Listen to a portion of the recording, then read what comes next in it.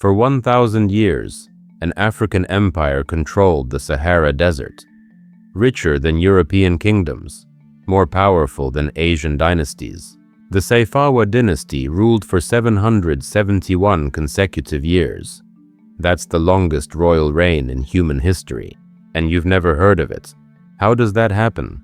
How does a civilization last longer than the Roman Empire and get completely erased from every textbook you ever read? Why can you name 5 European kings, but not one emperor from Kanem-Bornu? I'll tell you why. Because if you knew your ancestors built empires that lasted a millennium, you'd demand what was stolen. If you knew black Muslims controlled trade routes from Egypt to West Africa for centuries, you'd understand the wealth gap isn't about who works harder, it's about who got robbed. This wasn't just an empire. This was your ancestors building mosques and universities, while Europe was burning people at the stake for reading books. This was African diplomats sitting down with Ottoman sultans as equals. This was warriors on horseback, controlling an area larger than Western Europe, and they erased every bit of it. They didn't just steal your land, they stole your legacy. They stole the knowledge that you come from power, that you come from scholars who wrote in Arabic when most Europeans couldn't write their own names, that you come from traders who made fortunes moving salt and ivory across 3,000 miles of desert. By the end of this video, you'll understand why they never taught you about Africa's longest-lasting empire. You'll discover a civilization that had diplomatic embassies in Morocco and the Ottoman Empire, while Europeans were still claiming they were discovering Africa. You'll learn names that should be as famous as Julius Caesar, but were deliberately buried in unmarked graves of history. Here's what they kept from you. The Sayfawa dynasty ruled for 771 years without interruption. That's longer than the Ottomans, longer than the Byzantines, longer than any royal house in human history. But you never heard their names, because textbooks don't accidentally forget entire dynasties. They intentionally erased them. Kanem-Bornu had ambassadors walking into the courts of North African kingdoms and Middle Eastern empires in the 1500s. They weren't isolated. They weren't primitive. They were global players. They negotiated treaties. They controlled resources. They commanded respect. And here's the part that destroys everything they taught you about Africa, having no history. This empire controlled trans-Saharan trade for centuries. Salt moving north, ivory moving north, horses coming south, books coming south. Black millionaires existed. Black power existed on a scale that would terrify anyone who wants to keep you thinking your ancestors were helpless. This isn't ancient history. This is your history. After this video, you'll never believe the lie that Africa had no civilization again, and you'll understand exactly why they needed to erase Kanem-Bornu, because it destroys their entire justification for everything they did to us. Let me take you back to where it started. Around the 9th century, somewhere between the years 700 and 900, near a massive lake in the heart of Africa called Lake Chad. Picture this: a group of nomadic people called the Zagawa are mastering something that will change the balance of power across an entire continent. They're working with iron. They're breeding and training horses. They're not farmers sitting still waiting for rain. They're mobile. They're armed. They're organized. The Zagawa people came from the Enedi Plateau, a harsh landscape that taught them how to survive where others would die. They moved with their herds. They knew every water source. They understood the rhythms of the Sahara in ways that gave them an advantage no settled society could match. And they were the first people in the central Sudan region to master ironworking and cavalry warfare. Think about what that means. While Europe was still figuring out feudalism, these African nomads were forging iron weapons and organizing cavalry units. They weren't waiting for civilization to arrive from somewhere else. They were building it themselves. Lake Chad sat at the intersection of everything that mattered in African trade. To the east, you had Egypt and Sudan. To the west, the kingdoms of West Africa with their gold. To the north, the Sahara Desert and the routes to North Africa. To the south, the forests and savannas rich with resources. Whoever controlled Lake Chad controlled the gateway to all of it. The Zaghawa understood this. They positioned themselves right there in Kanem, the territory northeast of Lake Chad, between the lake and the Bahr el Ghazal River. But they weren't alone. The Tubu people lived to the north. Other groups of farmers, herders, and ironworkers filled the region. Over time, these groups began to blend together, forming what would become the Kanem-Bornu people. They spoke a Nilo-Saharan language called Kanem-Bornu, and eventually, another language called Kanuri became the common tongue that held the empire together. Here's where it gets interesting. Around this same time, something revolutionary happened in transportation: the camel. The introduction of camels into the Sahara made it possible to move goods across that massive desert efficiently. Before camels, crossing the Sahara was a death sentence. After camels, it became a profitable trade route, and Kanem sat right at the southern end of those routes. The early Kanem state grew wealthy fast. They exported slaves, and in exchange, they imported horses. Now I know some of you are thinking about that slave trade. Hold that thought, because we're coming back to it. But understand this: in the economic system of the medieval world, Kanem was a major player. They weren't on the sidelines, they were in the game. They also exported ivory from elephants. They exported animal products, leather, horns, everything you could get from the herds and wildlife of the region. They imported weapons. They imported books, which tells you something crucial right there. You don't import books unless you have people who can read them. They imported beads and cloth. They were sophisticated traders. By the 10th century, the rulers of Kanem controlled the Kawar oases. If you don't know what that means, let me explain. The Kawar oases were like gas stations in the middle of the desert. Caravans crossing the Sahara had to stop there for water. Whoever controlled Kawar controlled access to the entire trans-Saharan trade network. That's power. That's wealth. That's leverage. So by the time we get to the 11th century, Kanem isn't some small tribal chiefdom. It's a rising power with resources, trade connections, military strength from cavalry, and control over critical infrastructure. But what happens in the 11th century changes everything. The empire converts to Islam. Now this isn't just a religious conversion.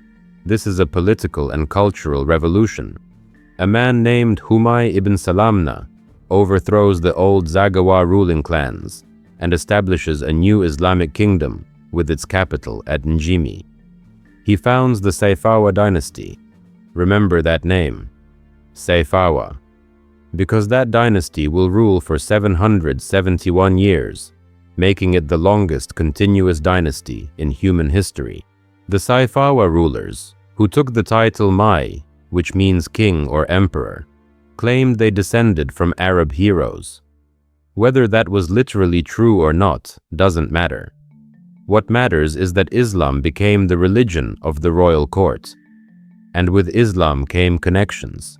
Connections to North Africa, connections to the Middle East, connections to a vast network of Muslim scholars, traders, and kingdoms. Islamic scholars from Kairouan in Tunisia and from Cairo in Egypt started migrating south into Kanem. They brought books, they brought knowledge, they brought the Arabic script. The empire started keeping written chronicles called the Diwan, also known as the Gergam, or the King's Chronicle. Think about that. While most of Europe was still relying on oral traditions, Kanem-Bornu was writing down its history in Arabic. Islam also changed how the empire governed. Before the 11th century, Kanem operated like most nomadic societies. The rulers raided surrounding peoples for livestock and goods. They demanded tribute. But after Islam, around the capital city of Njimi, They started implementing systematic taxation of farmers. This is the transition from raiding to state building, from chaos to order, from tribal confederacy to empire. Kanem became a center of Islamic scholarship in the Sahara region. This wasn't some backwater. This was a place where theology was debated, where law was studied, where books were copied and distributed. Your ancestors weren't illiterate. They were writing and reading in a second language while building an empire. But here's what I need you to understand. They don't teach you this because it destroys a fundamental lie. The lie that Africa had no civilization. The lie that black people needed Europeans to bring them culture and learning. If you knew that in the 11th century, while Europe was in the middle of feudal chaos and peasants couldn't read, African Muslims were building libraries and writing histories, the whole narrative collapses. Think about it this way. Around the year 1000, Europe had just entered what we call the High Middle Ages. Most people lived in small villages. Literacy was rare outside monasteries.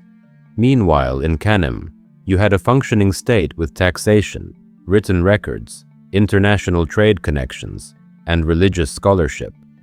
Who was civilized and who wasn't? They erased Kanem-Bornu because your knowing this truth is dangerous to them. If you know your ancestors built this, you start asking questions. Where did it go? Who destroyed it? What did they steal? And suddenly we're not talking about ancient history anymore. We're talking about theft. We're talking about reparations. We're talking about what's owed. Hold on to that thought, because what I'm about to show you next takes this empire to heights you won't believe.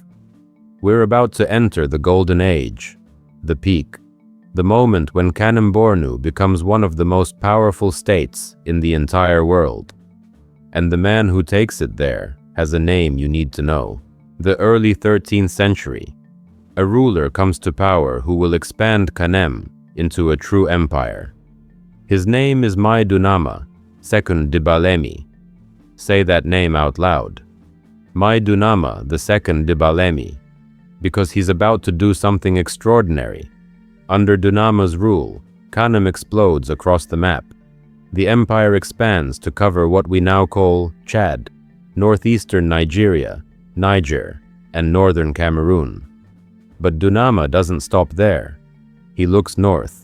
He sees the Sahara Desert, and instead of seeing a barrier, he sees opportunity. He conquers the oases, including Kawar, which gives him the gateway to the salt mines. Salt doesn't sound exciting until you realize that in medieval Africa, salt was worth its weight in gold. Literally. People needed it to preserve food, to season food, to survive. And Kanem now controlled the supply. But Dunama gets ambitious. He organizes military raids all the way to Wadan, in what is now southern Libya. Picture that. African cavalry riding north through the Sahara, through hundreds of miles of desert, to raid towns in Libya. He temporarily seizes control of the Fezzan region, which was the main gateway connecting sub-Saharan Africa to North Africa. Whoever controlled Fezzan controlled the flow of goods between two entire regions of the continent. And here's where the slave trade comes back into the picture. Kanem used this control to move enslaved people, captured through wars against the Tubu people and the Bulala people, or purchased from caravans coming from Mali and Songhai in West Africa, into the North African slave markets in Tripoli and Cairo. Now, I'm not going to sugarcoat this. The slave trade was real, and Kanem participated in it. But understand the context. Every major power in the medieval world, from China to the Islamic caliphates to Christian Europe, engaged in slavery. Kanem wasn't unique in that. What was unique was their power and reach. The empire controlled a massive chunk of the trans-Saharan trade. Caravans with hundreds, sometimes thousands of camels moved through Kanem's territory. Salt going north, ivory going north, animal products, leather goods. Everything the Sahel and Savannah regions produced was flowing through Kanem's hands. In exchange, luxury goods flowed south. Weapons came south. Books came south. Horses came south, and horses became central to the military power and aristocratic culture of the empire. Think about what this means economically. Every caravan that passed through paid taxes or fees. Every trade transaction generated revenue. The Mays, the emperors, grew fabulously wealthy. The aristocracy accumulated horses, weapons, fine clothing imported from North Africa and beyond. Cities grew. The capital Njimi became a center of commerce, scholarship, and political power. And here's something the history books won't tell you. Kanem-Bornu was exceptional at recording its own history. We know more about this empire than we do about many African states, because they wrote everything down. Arab historians like Ibn Battuta, the famous traveler, and his student al-Makrizi wrote detailed descriptions of what Kanem exported and how the trade worked. This gives us an unusual amount of information about this period of African history. So why don't you know about it? Because knowing about it changes everything. If black children grew up learning that their ancestors controlled an empire larger than Western Europe, that they traded with North Africa and the Middle East as equals, that they accumulated wealth and power for centuries, those children would grow up with a completely different sense of identity. They would grow up demanding power, demanding wealth, demanding respect. And that's exactly what the people who write the textbooks don't want. Let me paint you a picture. Close your eyes for a second and imagine this. It's the year 1250. You're standing outside the capital city of Njimi. Caravans are arriving from the north, 1,000 camels loaded with goods, salt in massive blocks, cloth dyed in colors you've never seen, books bound in leather with pages covered in Arabic script, weapons forged in Damascus. The Mai's soldiers, mounted on horses, oversee the arrival. They're wearing chainmail. They're carrying iron swords and spears forged by African blacksmiths. Inside the city, scholars are debating points of Islamic law in Arabic. Merchants from 3 continents are negotiating prices. The Mai sits in his palace receiving reports from governors across his vast territory. Taxes are being collected, not through raiding and tribute like the old days, but through an organized system that reaches every village and town in the empire. This is your heritage. This is what they don't want you to know. Your ancestors weren't sitting around waiting to be colonized. They were running an empire that would make most European kingdoms of that era look like villages. But nothing lasts forever. And what happens next shows you something else important about Kanem-Bornu. It shows you resilience. Because when this empire faces its greatest crisis, it doesn't collapse. It adapts, it moves, it rebuilds, and it keeps going for another 500 years. The 14th and 15th centuries bring civil war. Internal conflicts tear through the Sayfawa dynasty. Different branches of the royal family fight for control. The Bulala people, who had been subjects of the empire, rebel and become powerful enemies. The fighting is brutal. It goes on for decades. By the end of the 14th century, the situation is so bad that the empire has to make a drastic decision. They abandon Kanem. The heartland, the original territory where the empire began, becomes too dangerous to hold. So they move. The Sayfawa dynasty packs up and relocates west across Lake Chad to a region called Bornu. Now think about what this takes. This isn't just a king fleeing his palace. This is an entire government, an entire administrative system, an entire elite class moving their base of operations to a new territory. And not only do they move, they rebuild. They adapt to a more urbanized society in Bornu. They establish a new system based on a network of walled towns that form the core of their power. Around the year 1472, A Mai named Ali establishes a new capital city on the banks of the Yobe River. The city is called Ngazargamu. Remember that name. Ngazargamu becomes the political and cultural center of the empire for the next 400 years. This is where the empire gets its new name. It's no longer just Kanem. It's Kanem-Bornu, combining the old heartland with the new base of power. The empire retains its Sayfawa dynasty. It keeps its administrative structures. It maintains its trade networks. It doesn't start over. It continues. The 15th century sees Bornu rising as the new center of power. The new capital Ngazargamu grows into a thriving city. Walls surround it for protection. Inside, markets bustle. Mosques rise. The Mai's palace complex becomes a symbol of authority. And the trans-Saharan trade, which is the lifeblood of the empire's wealth, keeps flowing. By the 16th and late 17th centuries, Kanem-Bornu reaches its peak again in terms of size and stability. The empire now includes southern Libya, southern Chad, eastern Niger, northeastern Nigeria, and northern Cameroon.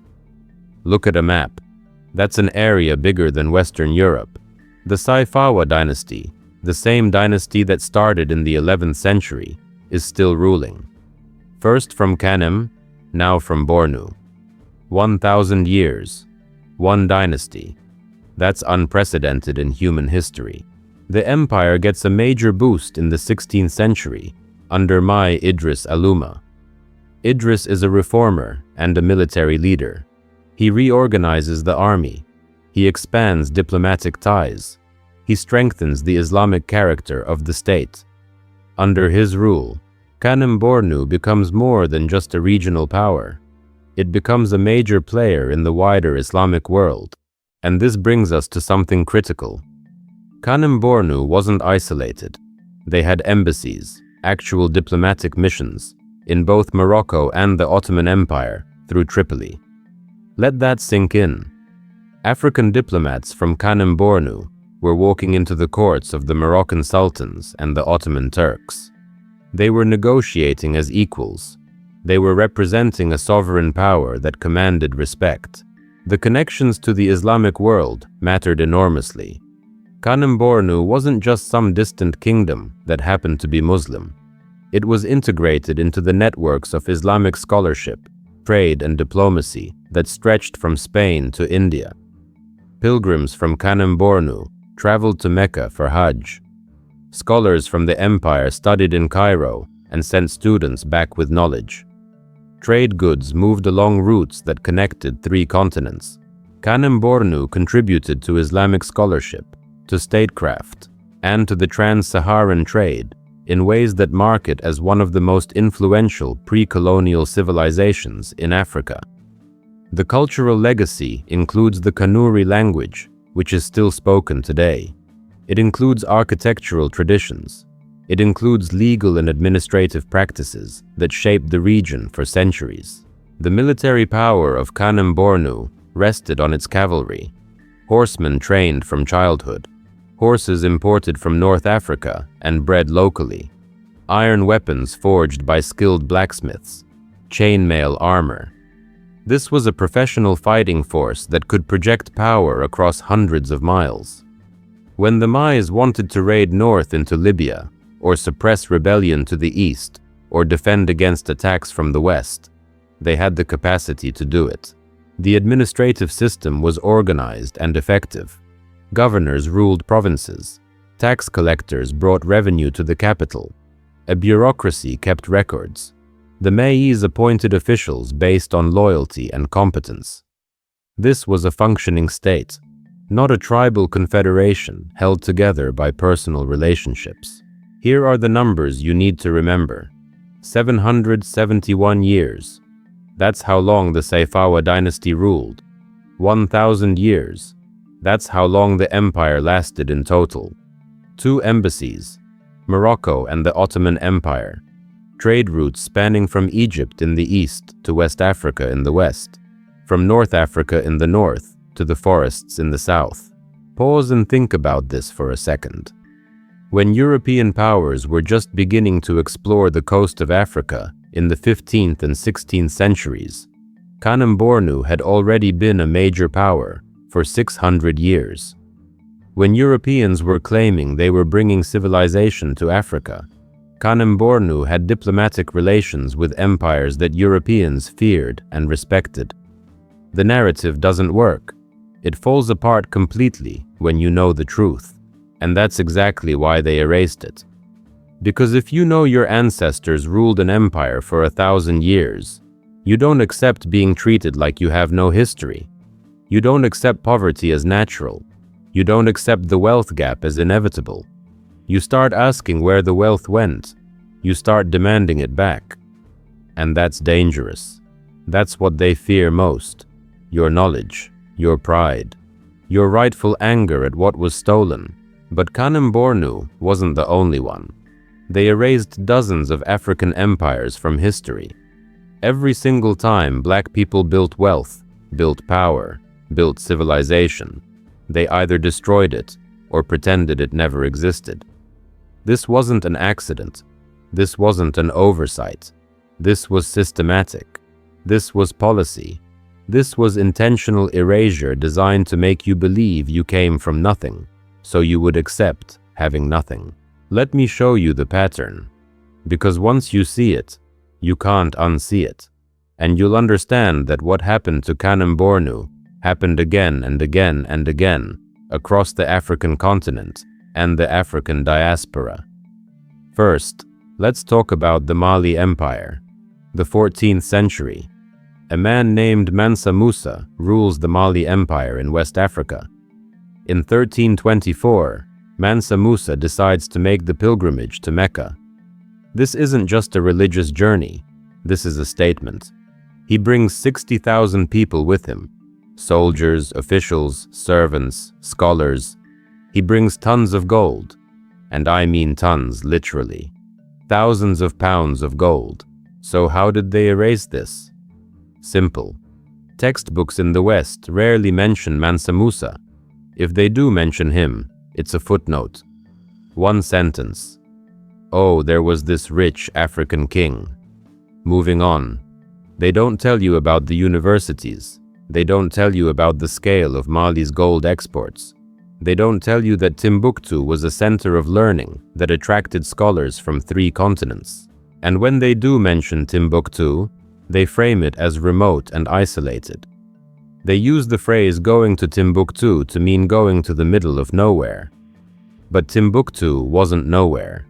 Timbuktu was a thriving cosmopolitan city with libraries holding hundreds of thousands of manuscripts. It was a place where you could study Greek philosophy translated into Arabic, where you could learn advanced mathematics, where books were worth more than gold.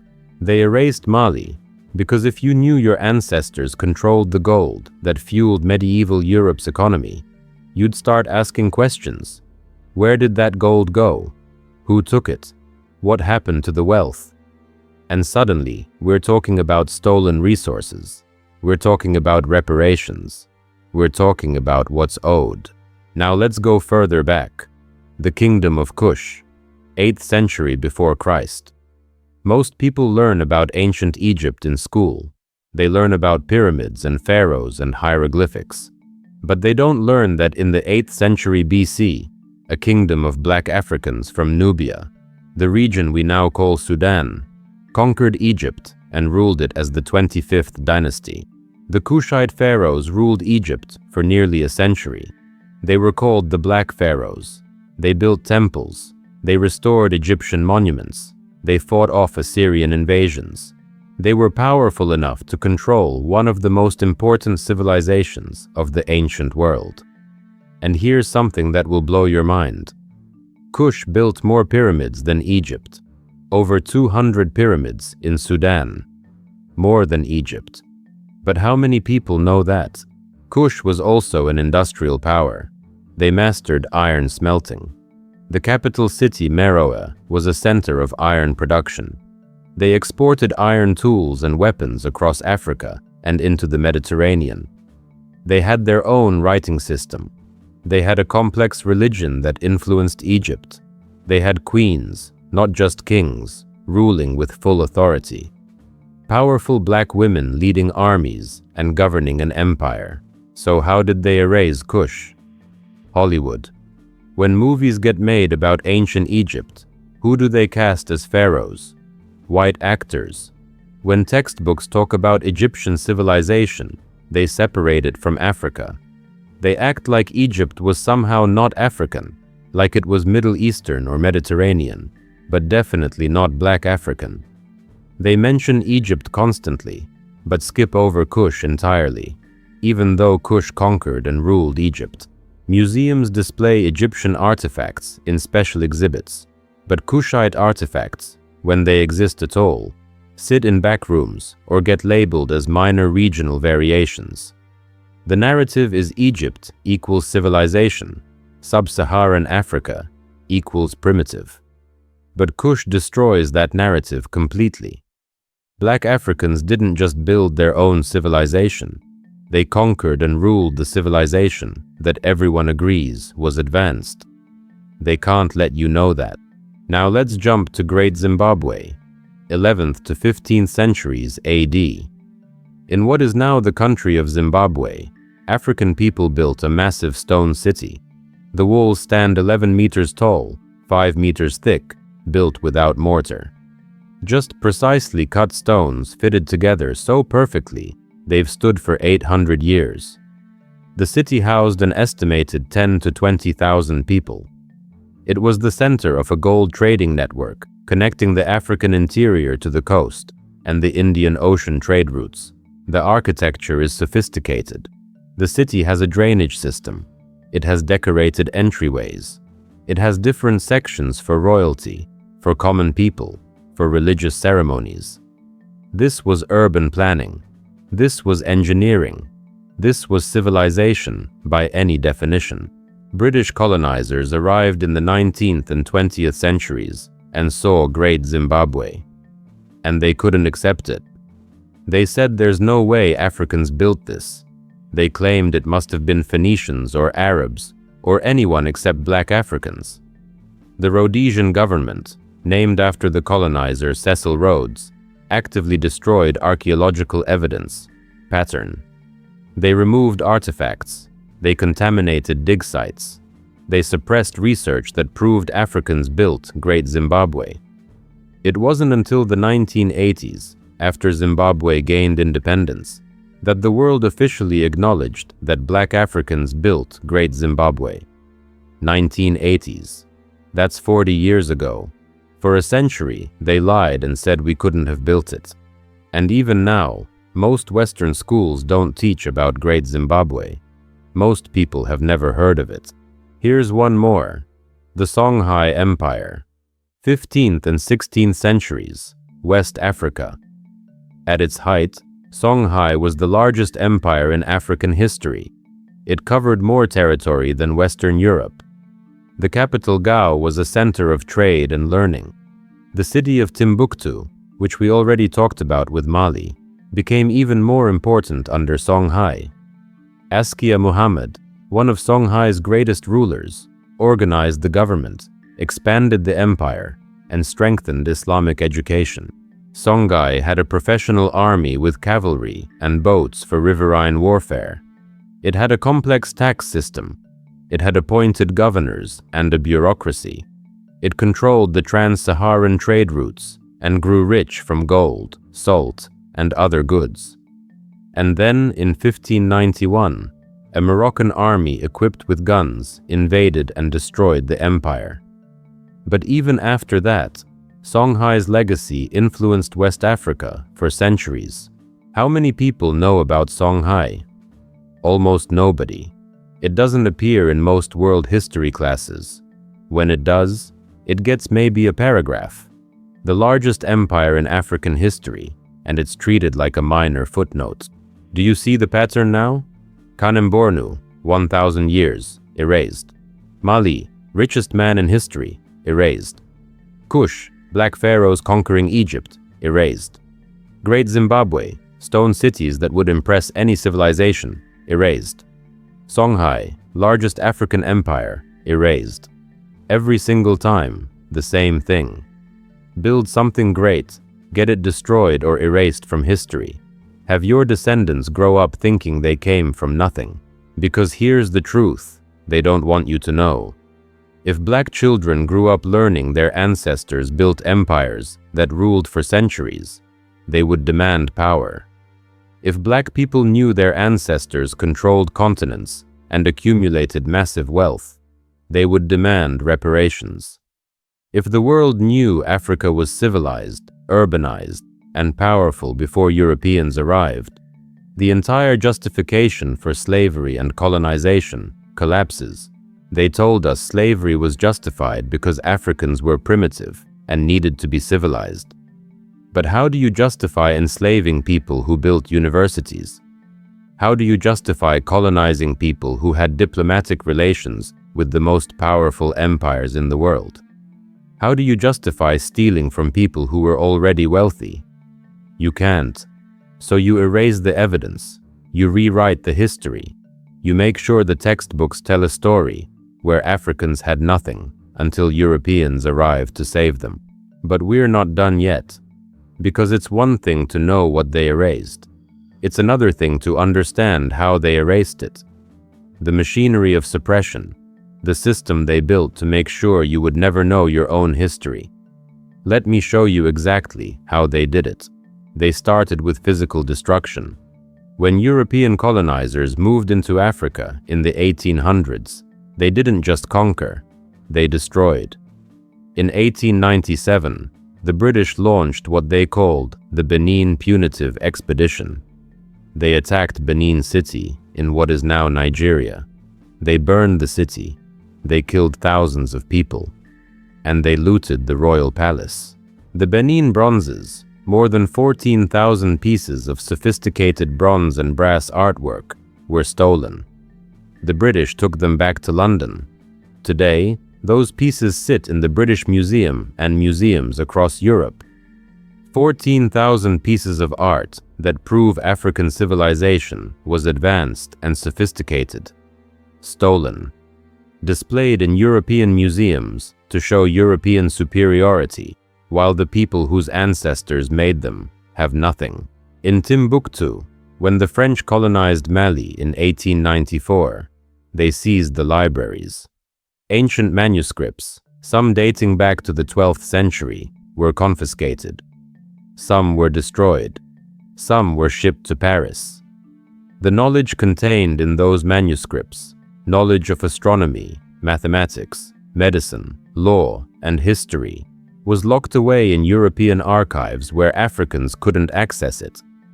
The manuscripts that survived in Timbuktu were only rediscovered and preserved because local families hid them for generations.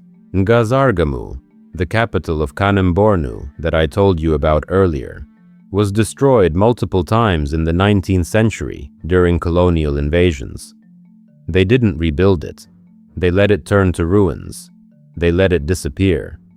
A city that had been a center of power for 400 years was erased from the landscape. Today, most people don't even know where it was. Great Zimbabwe, as I mentioned, saw its archaeological sites deliberately contaminated by the Rhodesian government in the 20th century. They couldn't allow evidence that black Africans built something so impressive, so they destroyed the evidence. They removed artifacts. They contaminated dig sites. They suppressed research that proved Africans built Great Zimbabwe. But physical destruction was only the beginning. They also used the law. Colonial governments across Africa passed laws making it illegal to teach African history in schools. In French colonies, the curriculum focused exclusively on French history. African children memorized the names of French kings, but learned nothing about their own ancestors. The policy was called assimilation. Make Africans think of themselves as French, as European, as anything but African. In British colonies, they used a system called indirect rule. They kept traditional leaders in place, but stripped them of real power and used them to enforce British authority. And they taught African children that they had no history worth learning. That history began when Europeans arrived. That before colonization, there was nothing but primitive tribes. In the United States, during the Jim Crow era, from 1877 to 1965, textbooks described slavery as benevolent. They said enslaved people were happy. They said plantation owners took care of their slaves like family. They portrayed Africa as a dark continent, full of savages who needed to be rescued. Generations of American children, black and white, learned this lie, and it shaped how they saw the world. In South Africa, under apartheid from 1948 to 1994, the government mandated that schools teach black children they had no civilization before white people arrived. They said black South Africans were primitive nomads until Europeans came and brought order and progress. They made it illegal to teach otherwise. Even after African countries gained independence in the 1960s, the damage was done. Entire generations had grown up learning European history, but not their own. The education systems were built by colonizers, and those systems remained. In the 1960s, UNESCO tried to sponsor a project to write a comprehensive history of Africa from an African perspective. Western governments opposed it. They didn't want African history taught, because African history contradicts everything they said to justify colonization. American and European textbooks in the 1950s, 60s, and 70s didn't mention Kanem-Bornu. They gave Mali maybe a sentence. They skipped Songhai entirely. African history, when it was taught at all, started with European exploration. The message was clear. Africa had no history worth knowing until Europeans arrived to document it. It wasn't until the 1980s and 90s that universities in the West began offering courses in African history. And even then, those courses were electives, not requirements. The cultural policies were just as destructive. Colonial governments changed place names. Zimbabwe was called Rhodesia after Cecil Rhodes, the colonizer. Cities and regions across Africa got European names. They banned indigenous languages in schools. Children in Kenya couldn't speak Kikuyu. Children in Senegal couldn't speak Wolof. They had to speak English or French. If you erase the language, you erase the culture. You erase the history embedded in that language. And without language, the knowledge held by elders couldn't pass to the next generation. They dismantled traditional political systems. The maize of Kanem-Bornu had no real power under colonial rule. The Ashanti kings in Ghana became symbolic figures. The Zulu kings in South Africa lost their authority. And when you destroy the political structures, you destroy the institutions that preserve history, that maintain records, that teach the young about their heritage. Archaeological excavations were controlled by Europeans. When they found evidence of African civilization, they interpreted it through a racist lens. They assumed anything impressive must have been built by non-Africans. They published papers claiming Middle Eastern influence or European influence, or anything to avoid giving credit to black Africans. The results were published in European journals that Africans couldn't access. The artifacts ended up in European museums. The knowledge stayed in European hands. Now let's talk about educational erasure specifically. Kanem-Bornu doesn't appear in 99% of Western high school history textbooks. Think about that. 1,000-year empire, and it's not in the textbooks. When it is mentioned, it's 1 or 2 sentences. An African empire existed. That's it. No names of rulers. No maps showing the territory. No timeline of events. Nothing that would let a student understand the scale and importance of what they're learning about. Compare that to how European history is taught. Students learn 50 European kings. They learn detailed battles. They learn political intrigue and succession disputes and economic policies. But they learn 0 African emperors, 0 maize. 0 about how Kanem-Bornu governed or traded or expanded. The message is clear. European history matters. African history doesn't.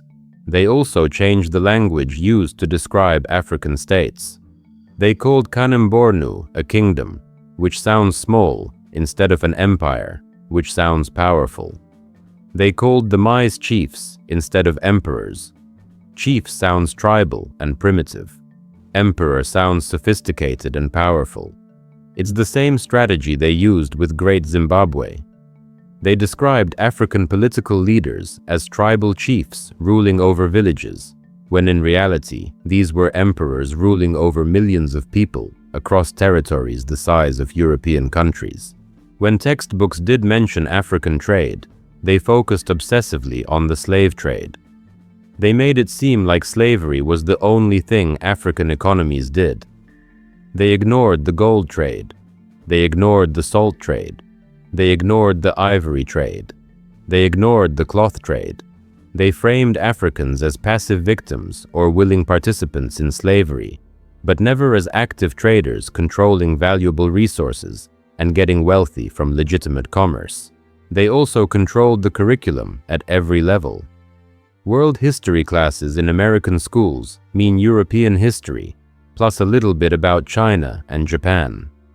Africa appears only in 3 contexts: ancient Egypt, which they separate from the rest of Africa; the slave trade, which they blame partly on Africans; and modern poverty and disease, which they present as natural rather than as the result of colonization. You don't learn about the 1,000 years before slavery. You don't learn about the civilizations that existed. You don't learn about the wealth that was stolen. Teachers aren't trained in African history. Most history teachers in the United States never took a single course on African history in college. They can't teach what they don't know, and the textbooks don't give them the information they need. The result is generation after generation of students, black and white, graduating without knowing that Africa had empires, cities, universities, and wealth. The teaching materials reinforce stereotypes. When photos of Africa appear in textbooks, they show poverty, they show disease, they show war. They never show the palaces archaeologists have uncovered. They never show the gold artifacts in museums. They never show the manuscripts proving literacy and scholarship. The visual message is Africa equals primitive, Europe equals advanced.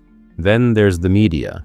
Hollywood makes hundreds of movies about European royalty, kings and queens and knights and castles. But how many movies have you seen about Mansa Musa, about the Mais of Kanem-Bornu, about the Black Pharaohs of Kush? 0. When Hollywood makes movies about ancient Egypt, they cast white actors. Exodus Gods and Kings in 2014 cast Christian Bale as Moses. Everyone in Egypt is played by white actors, even though Egypt is in Africa. When Hollywood makes movies about Africa, they make Tarzan. They make King Kong. Movies where Africa is the heart of darkness and white people are the heroes. The message is, Africa is dangerous, primitive, and chaotic until white people show up to bring order. Even when we get movies with black royalty, like Black Panther, they frame it as fantasy. Wakanda is fictional. It's superhero make-believe. It's not real history. They can accept a fictional African kingdom in a Marvel movie, but they won't make a historical drama about the real Empire of Mali, or the real Kingdom of Kush, or the real Kanem-Bornu Empire. The news media does the same thing. They cover Africa only when there's war, famine, or disease. They don't cover archaeological discoveries proving African civilization. When the Timbuktu manuscripts were rediscovered and digitized, it barely made the news. When researchers prove Great Zimbabwe was built by Africans without any outside influence, Western media downplays it. But when there's a conflict or an epidemic, that's front-page news for weeks. Academic racism played a huge role too. In the 19th and early 20th centuries, European scholars openly claimed Africa had no history. The German philosopher Hegel wrote, "Africa is no historical part of the world." In 1963, a British historian named Hugh Trevor Roper said, "There is only the history of Europeans in Africa. The rest is darkness." These weren't fringe opinions. These were respected scholars teaching at major universities, and their ideas shaped how history was taught for generations. Even when evidence contradicted them, they invented explanations to avoid giving credit to Africans. When they found the ruins of Great Zimbabwe, they said Phoenicians built it.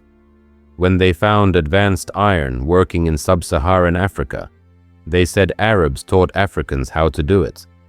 When they found manuscripts in Timbuktu, they said the knowledge came from the Middle East, not from Africa. They created this narrative where anything good in Africa must have come from outside Africa, and that narrative persists today. The pattern is clear. Physical destruction of cities, libraries, and artifacts, legal suppression through colonial education policies, educational erasure through textbooks that ignore African history, media manipulation through movies, news, and popular culture that portray Africa as primitive, academic racism that denies African achievement even when the evidence is undeniable. It's a complete system designed to erase your history so you would believe you came from nothing. But here's what I need you to understand. This isn't just about the past. This affects you right now, today. The erasure of African empires like Kanem-Bornu directly connects to the problems Black people face in the 21st century. Let me show you how.